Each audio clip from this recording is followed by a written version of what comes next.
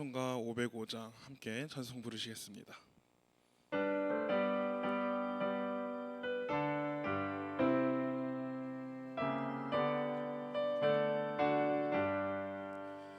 온 세상 위하여 나 복음 전하리. 만 백성 모두 나와서 주 말씀 들으라. 죄 중에 빠져서 헤매는 자들아, 주님의 음성 듣고서 너 구원 받으라. 전하고 기도해 매일 증인 되리라. 세상 모든 사람 다 듣고 그 사랑 알도록 온 세상 위하여 이 복음 전하리.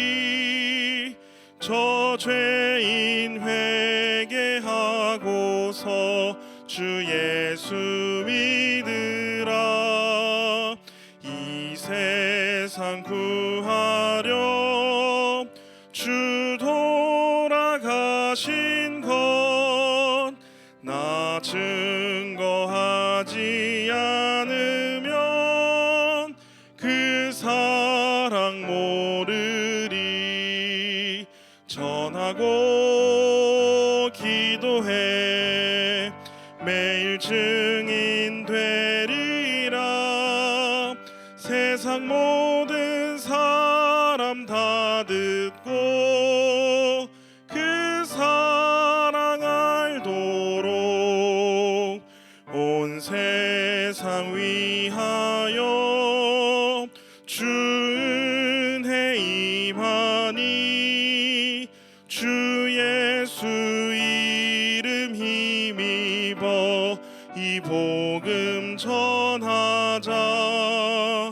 먼 곳에 나가서 전하지 못해도 나 어느 곳에 있든지 늘 기도 힘쓰리. 전하고 기도해 매일 증인 되리라. 세상 모든 사람 다 듣고 그 사랑 알도록. 다 함께 조용한 기도하심으로 수예배로 하나님께 나아가겠습니다.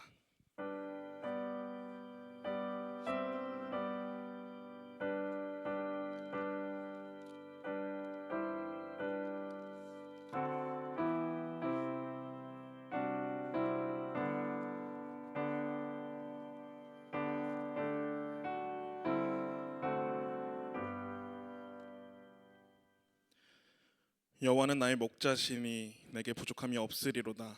그가 나를 푸른 풀밭에 누이시며 쉴 만한 물가로 인도하시는도다. 사랑과 은혜의 하나님, 오늘도 은혜의 자리 가운데에 저희들의 마음과 발걸음을 인도하심에 감사드립니다. 이 시간 우리의 쉴 만한 물가로 인도하시는 주님의 은혜를 기억하며 찬양하고 예배하는 시간이 되게 하여 주시옵소서.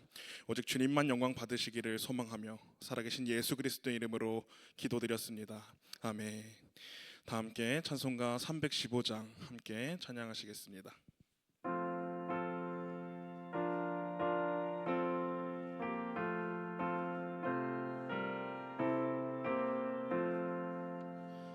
내 주 되신 주를 참 사랑하고 곧 그에게 죄를 다 고합니다. 그는 해를 주신 내 예수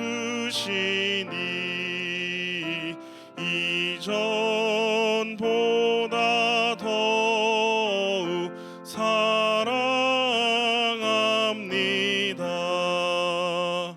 주 날 사랑하사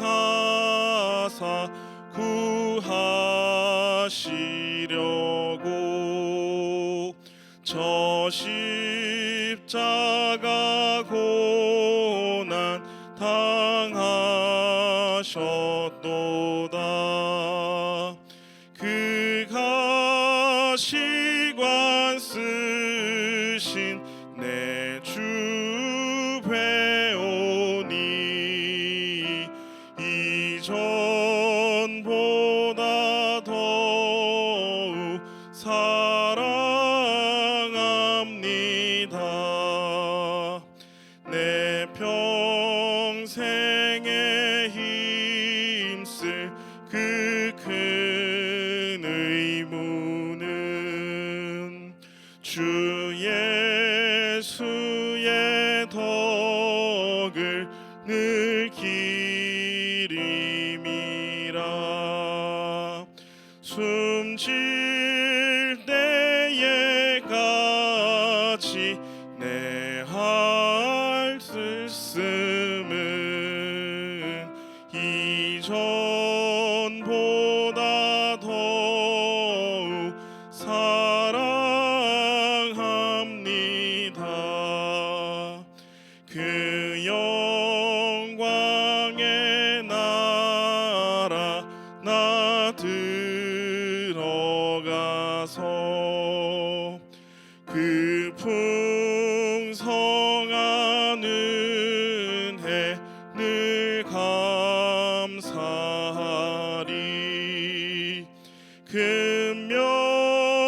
금면류관 쓰고 나 찬송할 말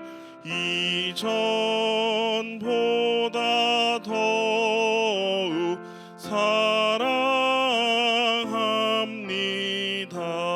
사랑합니다. 아멘. 이 시간 예배를 위하여서 이종수 집사님 나오셔서 대표로 기도하시겠습니다.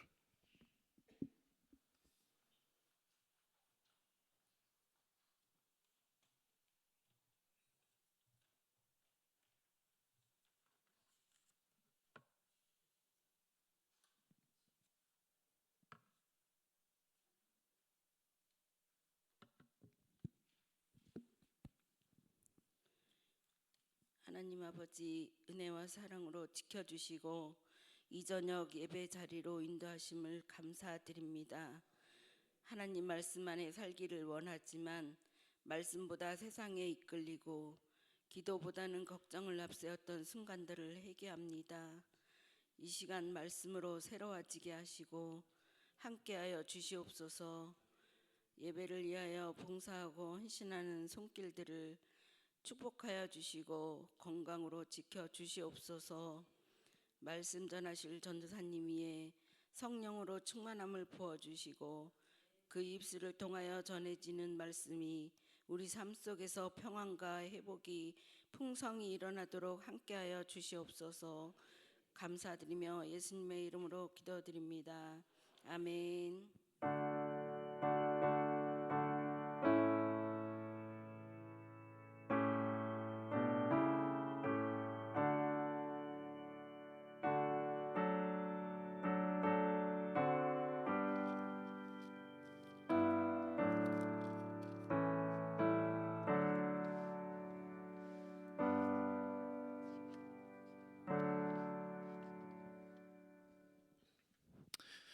이 시간 우리에게 주시는 하나님의 말씀은 창세기 21장 14절에서 21절까지 말씀입니다. 창세기 21장 14절에서 21절까지 말씀입니다.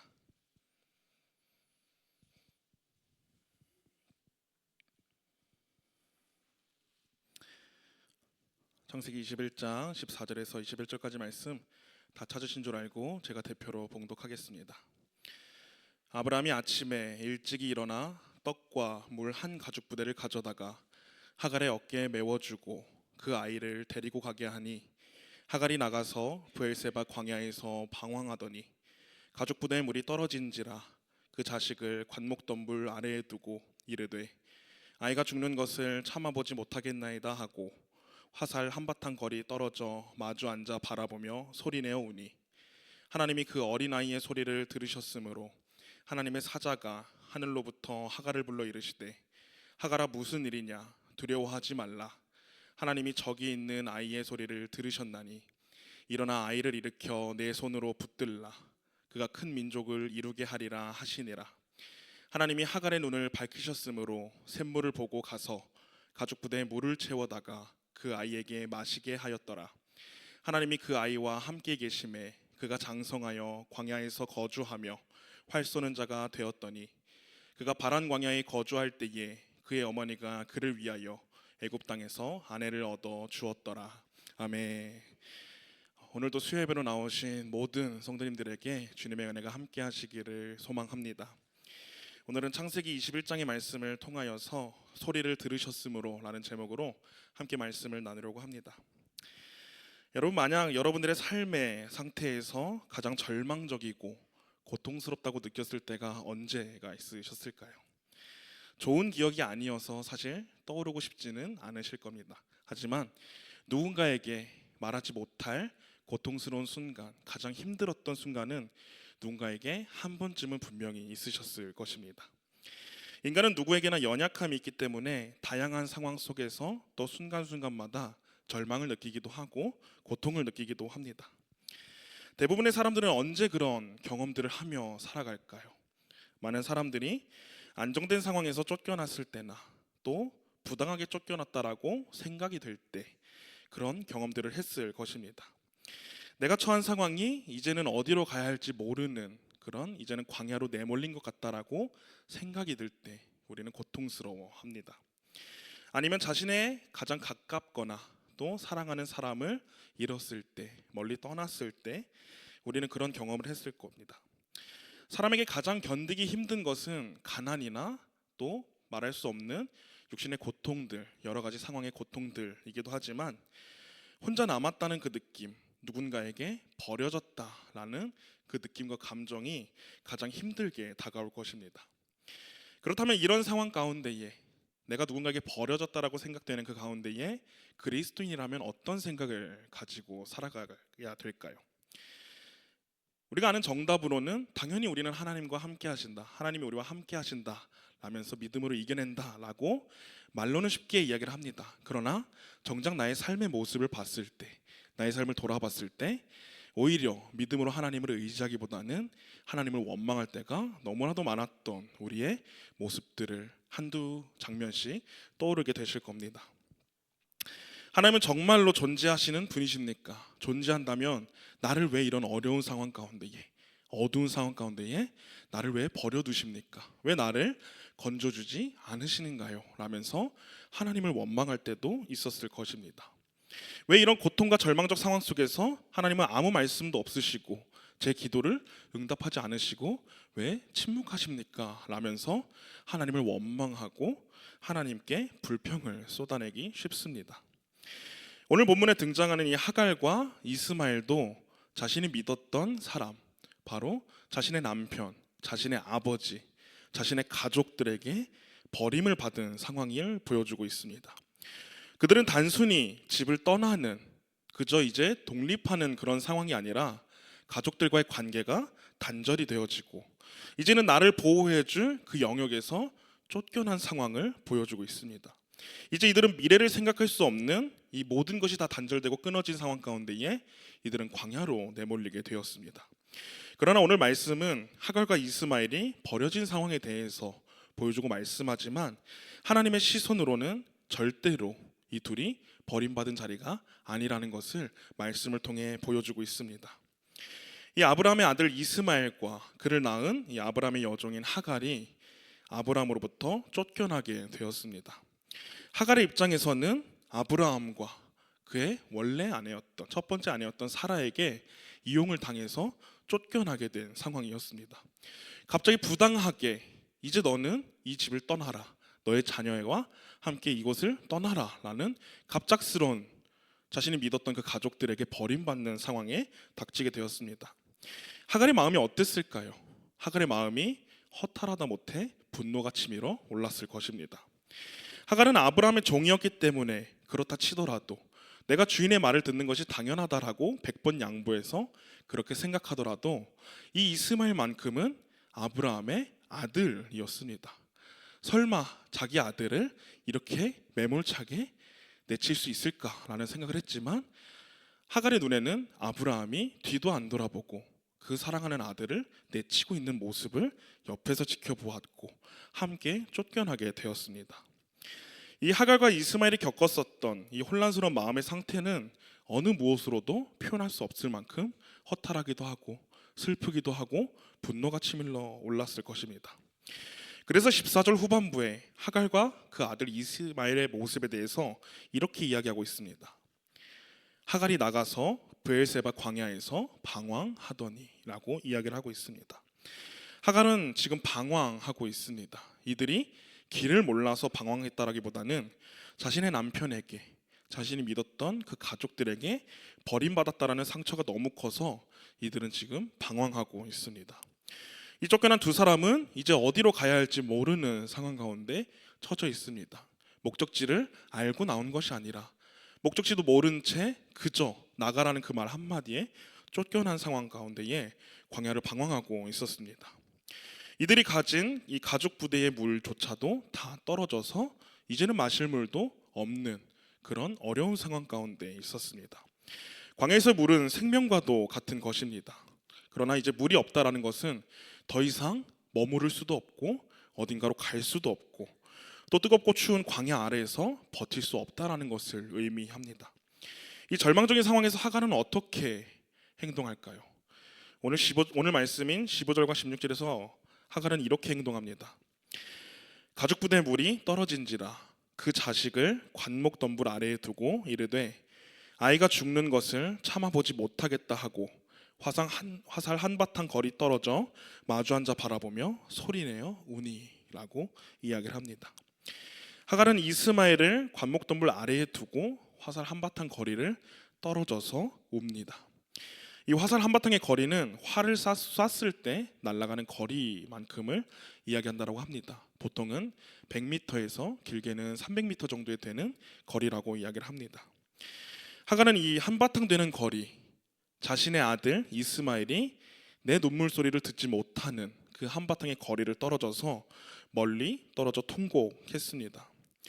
하갈은 자신의 자녀가 그 죽는 모습을 부모된 입장에서, 어미된 입장에서 두 눈으로 보기 싫었고 또 마지막 순간에라도 이 자녀에게 이 엄마가 눈물 흘리고 있다라는 그 모습, 그 걱정하는 모습을 보여주기 싫었던 마음에 또 어린 자녀의 목숨을 지켜주지 못했다라는 절망감, 그리고 내 상황을 한탄하고 왜 내가 이렇게 힘들고 어렵게 쫓겨났을까라는 분노와 여러 가지 수많은 감정 가운데에 휩싸여서 목 놓아서 울기 시작했습니다. 그런데 그런 두 사람에게 하나님이 찾아오셔서 그들을 돌보아 주셨습니다. 하나님은 버림받은 사람들일지라도 돌보아 주셨습니다. 그것을 통해서 자신의 자녀들이 절망과 고통의 상황 가운데 있을 때 하나님께서 반드시 돌보아 주신다라는 것을 하나님께서는 직접 나타나서 보여주시고 약속의 말씀을 통해서 이야기하십니다. 그렇다면 하나님은 우리를 어떻게 돌봐주실까요? 하나님은 그렇게 내몰아쳐져 있는 상황 가운데에, 절망적인 상황 가운데 누구도 의지할 수 없는 버림받은 마치 광야와 같은 상황 가운데 빠진 자녀들에게 하나님은 어떻게 위로하시고 일하실까요? 오늘 말씀을 통해서 두 가지를 함께 알아보려고 합니다. 첫 번째는 버려진 자리에서도 소리를 듣고 계십니다. 오늘 보면 17절 말씀에서 이렇게 이야기합니다. 하나님이 그 어린아이의 소리를 들으셨으므로 하나님의 사자가 하늘로부터 하갈을 불러 이르시되 하갈아 무슨 일이냐 두려워하지 말라 하나님이 저기 있는 아이의 소리를 들으셨나니. 아멘. 이미 더 이상 어떻게 손을 쓸 수 없는 상황 가운데 하갈과 이스마엘은 있었습니다. 이제는 마실 물도 다 떨어져서 이제는 죽을 것을 기다리는 수밖에 없는 완전히 포기된 상태인 하갈과 이스마엘에게 하나님은 아이의 울음소리, 너희들의 소리를 들었다라고 이야기를 합니다.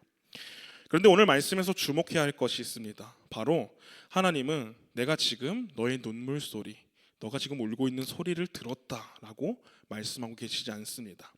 하나님께서는 아이의 소리를 들으셨다라고 이야기를 합니다. 한 번이 아니라 두 번씩이나 그 아이의 소리를 들으셨다라고 하나님은 말씀하십니다.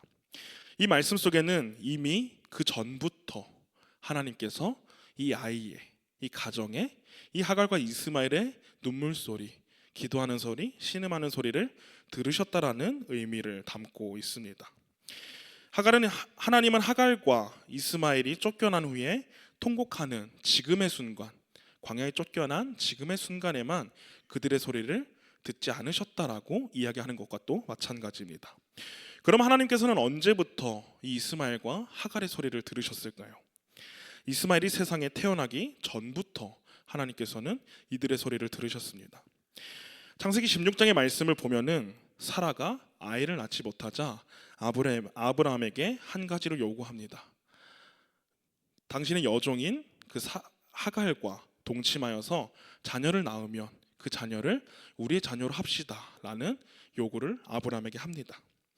아브라함과 동침하게 한 후 하갈은 자녀를 낳게 됩니다. 그런데 한 가지 문제가 생기게 되죠. 이 자녀를 가진 하갈이 원래 주인이었던 사라를 멸시하기 시작합니다. 나는 당신이 원해서, 당신이 이야기해서 자녀를 가졌지만 이 자녀는 당신의 자녀가 아니라 내가 낳는 내 자녀입니다 라는 마음을 가지고, 당신은 자녀를 못 낳으니 이제는 사실 우리의 순서가 바뀌어야 되는 게 맞습니다 라는 생각에 그 원래 주인이었던 사라를 무시하기 시작합니다. 이에 사라가 그 무시하는 것을 견디지 못하고 이 하갈을 괴롭히기 시작합니다. 그러자 이 하갈은 사라를 피해서 임신한 몸으로 광야로 도망을 칩니다. 그때 하나님의 사자가 이 광야에서 방황하고 있는, 처음에 방황하고 있는 하갈을 찾아가서 하나님이 이렇게 말씀합니다. 창세기 16장 11절에서 하나님의 사자가 하갈에게 이렇게 말씀합니다. 여호와의 사자가 또 그에게 이르되 내가 임신하였은즉 아들을 낳으리니 그 이름을 이스마엘이라 하라. 이는 여호와께서 내 고통을 들으셨음이니라. 아멘. 하나님의 사자는 이 슬퍼하고 있는, 마음적으로 방황하고 있는 하갈을 찾아가서 두려워하지 말라, 슬퍼하지 말라라고 이야기를 합니다. 하갈을 찾아가 위로하시고 그의 아들의 이름을 여호와께서 내 고통을 들으셨다, 내 신음을 들으셨다, 내 기도를 들으셨다라는 이름의 이스마엘이라고 지어줍니다. 하나님은 오늘 본문에서, 오늘 21장 말씀에서 이 이스마엘과 하갈이 쫓겨난 이때만 이들의 기도 소리, 이들의 신음을 듣지 않으시고 이미 그 전부터 하갈과 이스마엘의 고통의 소리를 듣고 계셨습니다. 그들의 진짜 문제는 하나님이 이 고통의 소리를 들으셨다라고 하나님이 직접 이 아들의 이름, 이스마엘의 이름을 지어 주셨지만 그 사실을 기억하지 못하는 것에 있었습니다. 왜냐하면 하갈은 하나님의 약속보다 자기에게 처해진 환경에 주목했기 때문입니다. 사람은 상황에 따라 판단하지만 하나님은 사랑하는 그 자녀들, 나의 존재를 통해 그것을 중심으로 하나님은 반응하십니다. 하갈의 상황은 지금 어떻습니까? 마실 물도 없고 이미 집에서 쫓겨났고 어디로 가야 할지 모르는, 당장 죽어도 아무도 모르는 그런 광야에서 모든 것을 포기한 상태입니다. 그러나 하나님께서는 그들을 포기하지 않으셨습니다.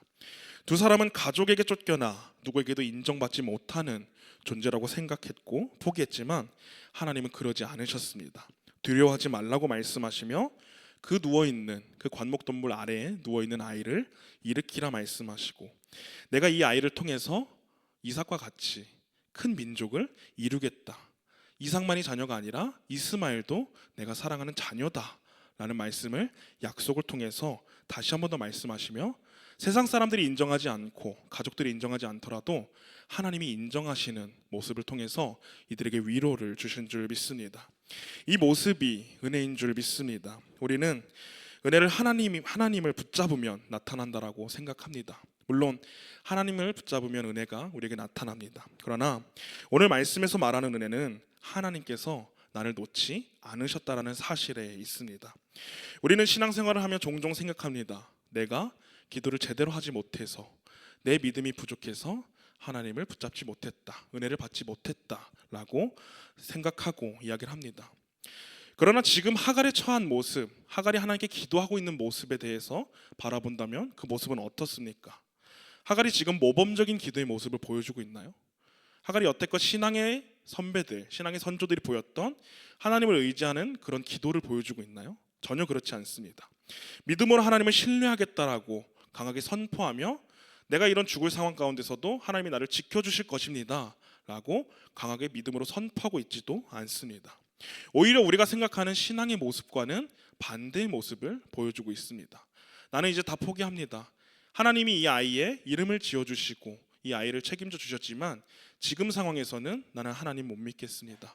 이 아이가 그저 죽도록, 나도 죽도록 하나님 그냥 이 모든 상황을 내가 포기하겠습니다 라는 절망적인 상황을 하나님께 보이고 있습니다.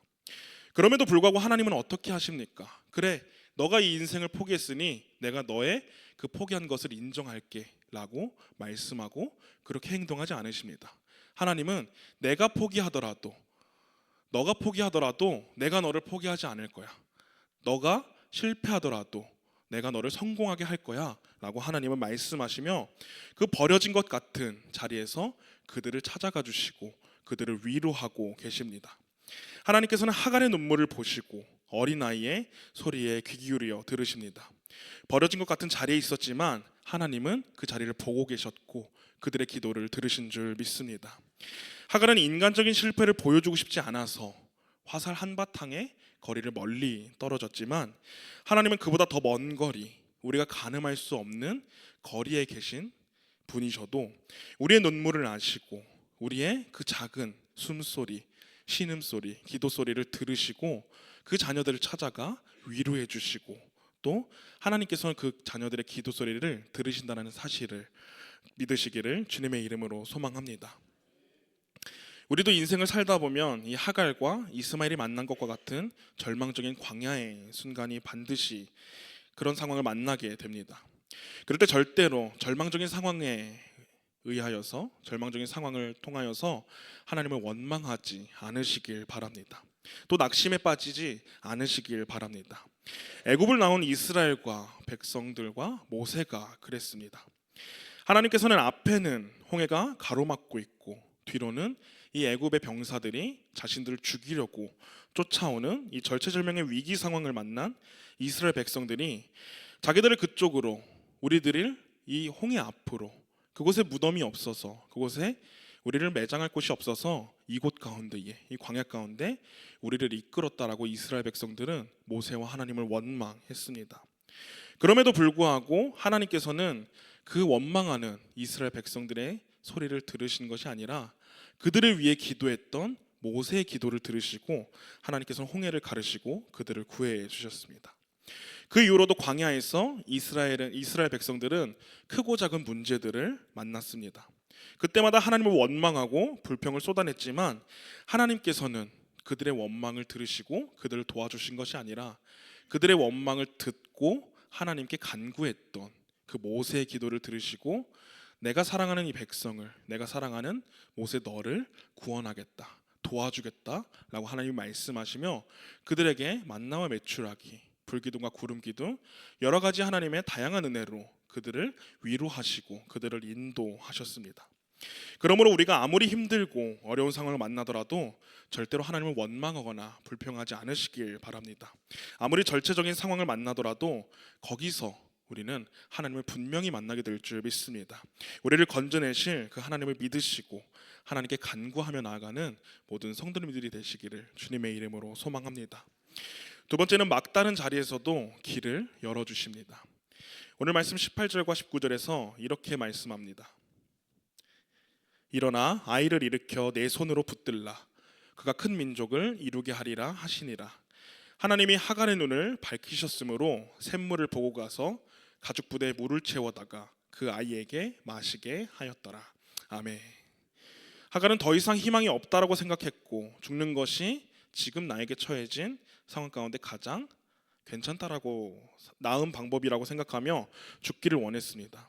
그러나 하나님께서는 그 통곡하고 있는 하갈에게 또 그 덤불 아래에서 울고 있는 그 아이의 소리를 들으시고 일어나라고 말씀하시면서 이스마엘을 통해서 한 민족을 이루게 하시겠다라고 약속하셨습니다. 그리고 특별히 하갈의 눈을 밝혀주셔서 근처의 샘물을 보게 하셨습니다. 하갈은 지금 눈이 열리기 전에는 자기 곁에 있었던 그 물을, 그 샘물을 보지 못했습니다. 왜 그랬을까요? 하갈은 지금 절망적인, 자기에게 처해진 그 고난과 절망적인 상황으로 너무 깊이 절망하고 죽게 되는 상황에 처하게 되어서 눈앞에 있는 것을 제대로 바라볼 수 없었기 때문이었습니다. 그러나 하갈은 하나님께서 눈을 열어 보게 해주실 때 비로소 내 옆에 있던 그 샘물을 바라볼 수 있게 되었습니다. 지금 하나님께서 말씀 한마디로 천사를 통해서 우물을 갑자기 파주신 것이 절대로 아닙니다. 이미 거기에 샘이 있었습니다. 문제는 무엇이었습니까? 그것을 바라보지 못했던 눈, 바라보지 못했던 시선이었습니다. 절망적인 상황 가운데에 다시 일어날 수 없는 환경이라고 생각했기 때문에 눈앞에 가장 필요한 물이 있었음에도 그것을 보지 못했고, 절망적인 상황 가운데, 이 고난의 상황 가운데에 하나님이 분명히 구해주시고 도움을 주신다라는 그 약속을 신뢰하지 못하고 오히려 자기가 처해진 그 상황만을 바라봤기 때문에 하갈은 옆에 있었던 샘을 보지 못했습니다. 우리의 인생도 마찬가지입니다. 우리 문제 해결책도 대부분 우리가 돌아본다라면, 내가 그동안 겪었던 문제들을 내가 다시 한 번 더 돌아본다면 사실 그 문제에 대한 정답, 해결책은 그리 멀지 있지 않았습니다. 하나님은 우리의 문제 해결책을 멀리 두지 않으시고 우리에게 가장 가까이 두셨습니다. 무엇입니까? 바로 하나님의 말씀입니다. 문제는 우리가 그것을 보는 눈이 없었다는 것입니다. 두려움 때문에, 때로는 나의 욕심 때문에 그것을 발견할 수 있는 하나님의 말씀을 듣지 못하고 눈으로 보지 못했던 그런 눈이 우리에게 없었던 것입니다.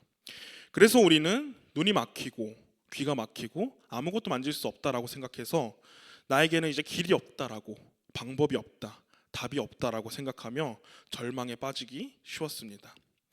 우리가 살고 죽는 것, 우리의 성공과 실패는 하나님께서 우리의 눈을 열어주시느냐 않느냐에 달려 있습니다.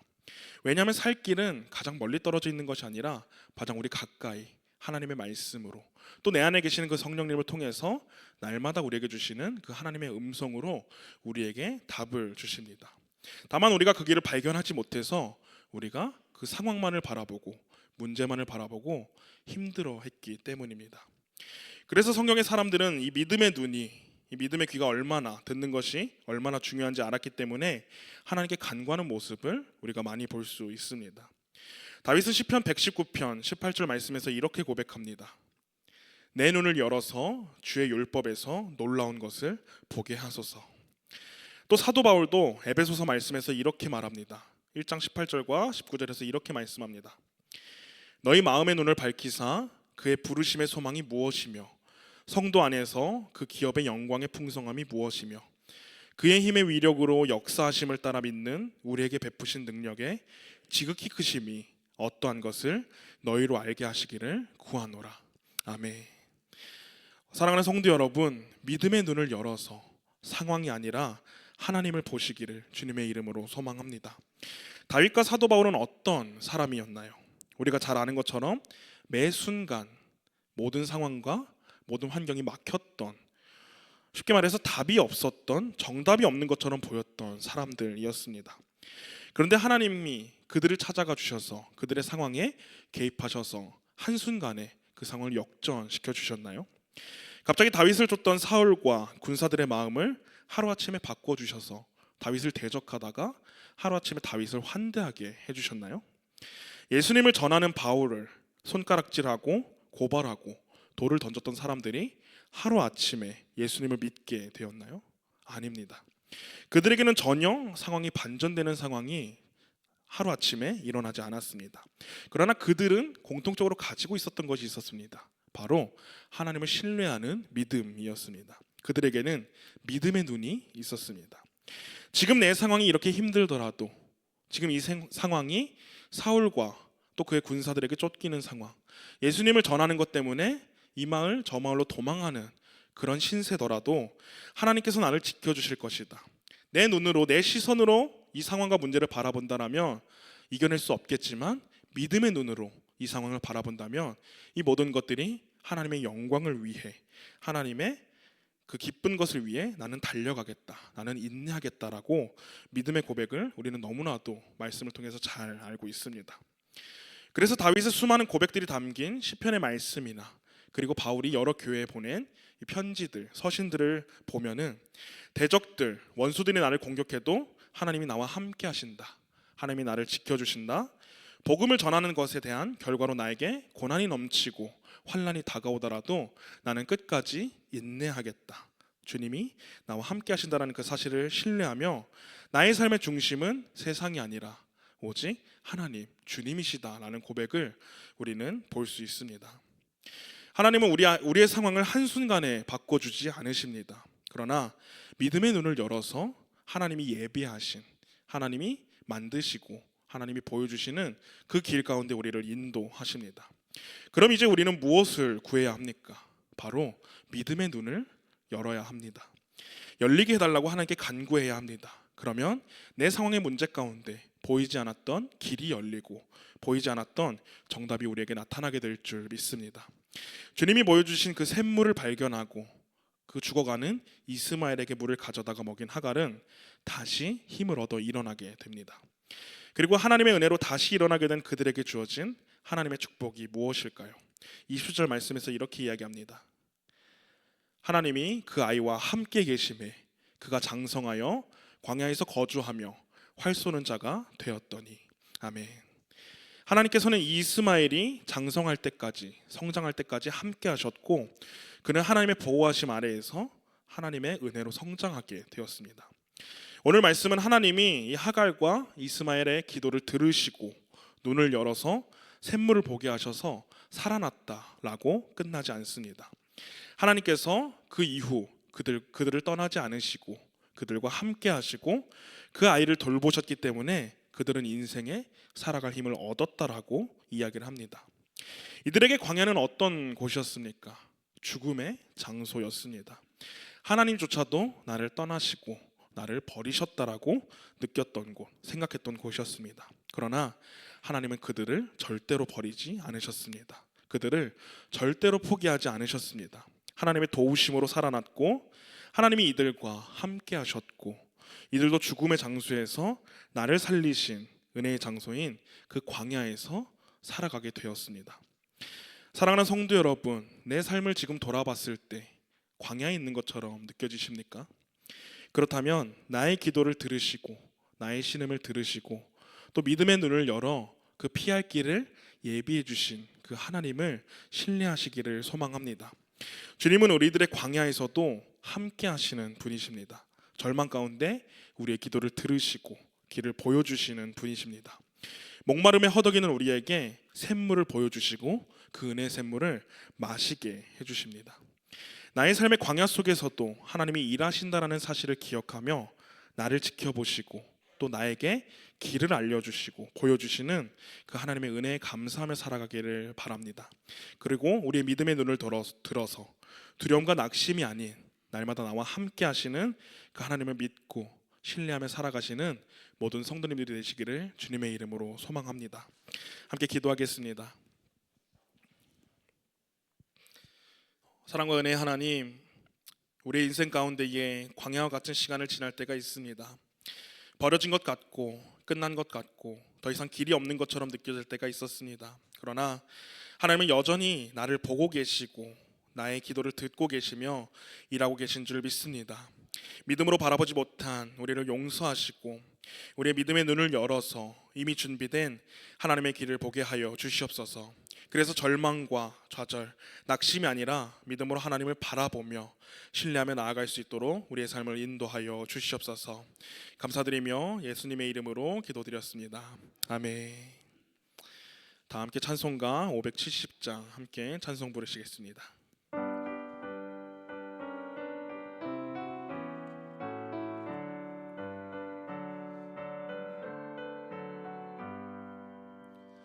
주는 나를 기르시는 목자요 나는 주님의 귀한 어린 양 푸른 풀밭 맑은 시냇 물가로 나를 늘 인도하여 주신다.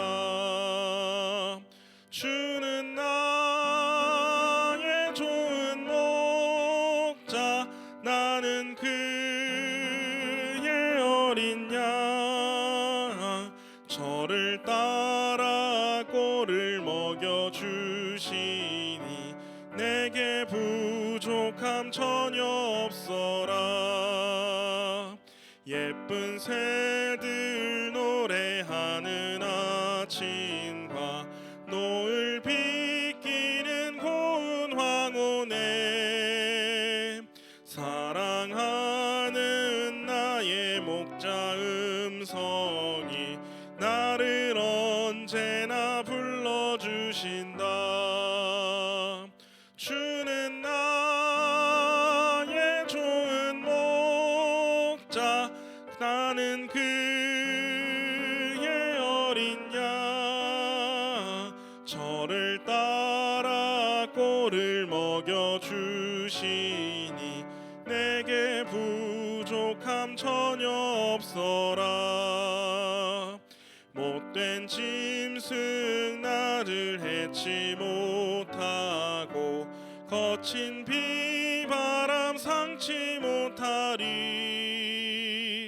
나의 주님 강한 손을 펼치사 나를 주야로 지켜주신다.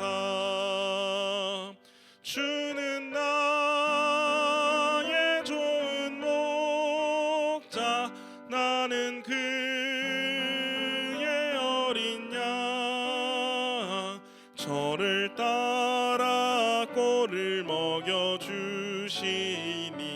내게 부족함 전혀 없어라.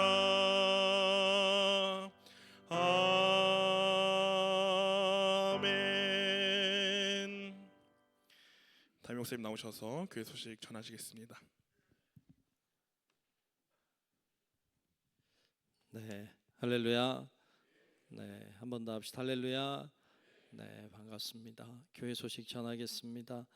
대신방이 진행 중에 있습니다. 은혜 중에 잘 진행되도록 기도 많이 해주시면 감사하겠습니다. 또 이번 주 토요일 날은 하꾸미 페스티벌이 있습니다. 11시 반에 모임 가지니까 여러분 자녀들 잘 보내주시면 좋겠고, 또 토요일 날 여성교회 개사회가 중부내동산에서 있어요. 8시에 출발합니다. 늦지 않게 잘 오시면 함께 가시고 또 날도 좋고 한데 좋은 시간이 되리라 생각합니다. 그렇게 여러분 잘 참여하시고 또 잘 다녀오도록 기도해 주시면 감사하겠습니다. 이상 교회 소식 전합니다.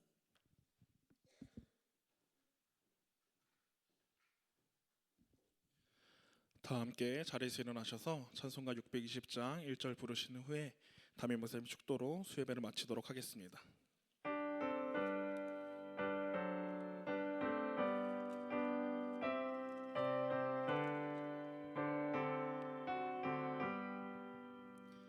여기에 모인 우리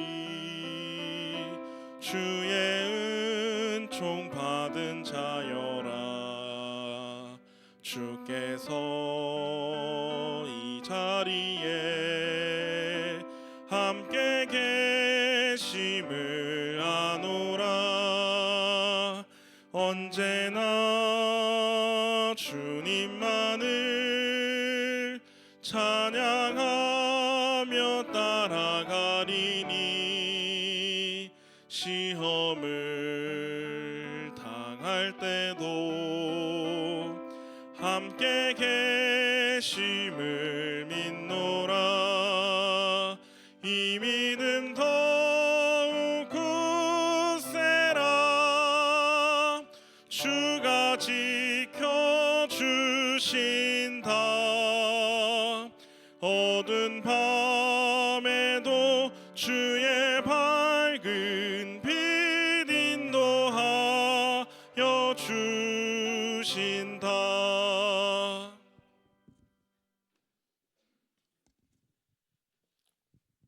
지금은 우리의 영원한 구원자이신 예수 그리스도의 은혜와 하나님 아버지의 그 놀라우신 사랑하심과 성령님의 감화 감동 인도하시는 크신 은총이 아무리 절망적인 상황 속에 있다 할지라도 우리의 소리를 들으시는 주님, 아무리 막다른 길 가운데 서 있다 할지라도 그곳에 길을 열어주시는 주님, 우리의 눈을 열어 주님을 바라보게 하시고 주님 의지하며 살아가는 저희들 되기를 소망하는 우리 사랑하는 모든 주의 자녀들 머리 위에 이제로부터 영원토록 함께 하시기를 간절히 축원하옵나이다.